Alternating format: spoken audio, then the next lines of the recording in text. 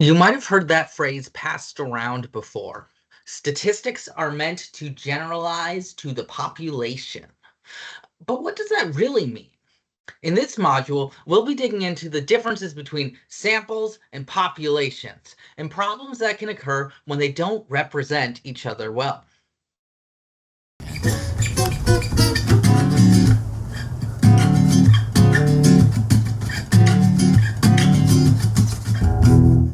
When you start a research project, the exciting part is the analysis. And while doing an analysis is a part of any research project, you always want to make sure you have data that can actually speak to your research question first. Here's an example. It's common in research in the US to use Medicare or Medicaid status as a way to identify patients who might have financial barriers to healthcare.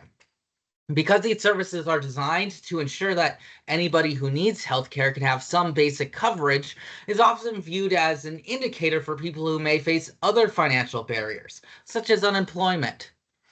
In one of my projects, we were thinking about taking a similar approach. We were going to examine electronic health records to see whether or not patients who had Medicare or Medicaid listed as their insurer were receiving essential health care services, with the concern that they may not have as complete care as patients with other insurance coverage, out of the financial concern. Before doing the analysis, we wanted to make sure that the data represented the people we were concerned about, people who face financial barriers to accessing healthcare.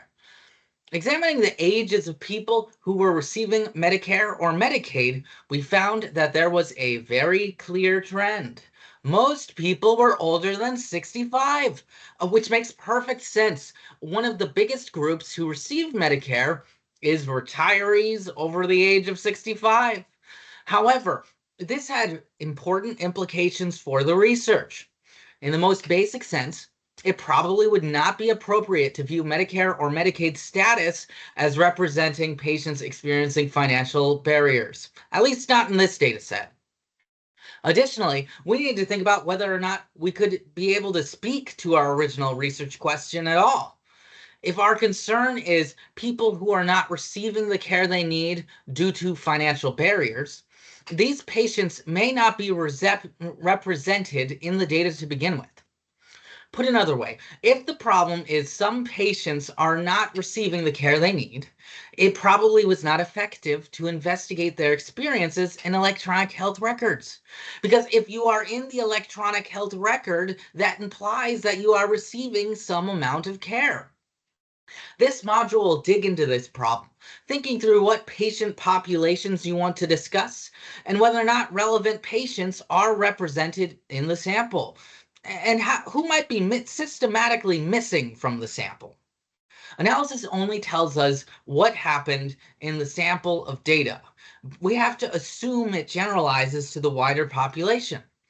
This only works if you actually represented the key groups you wanted to compare in the primary data.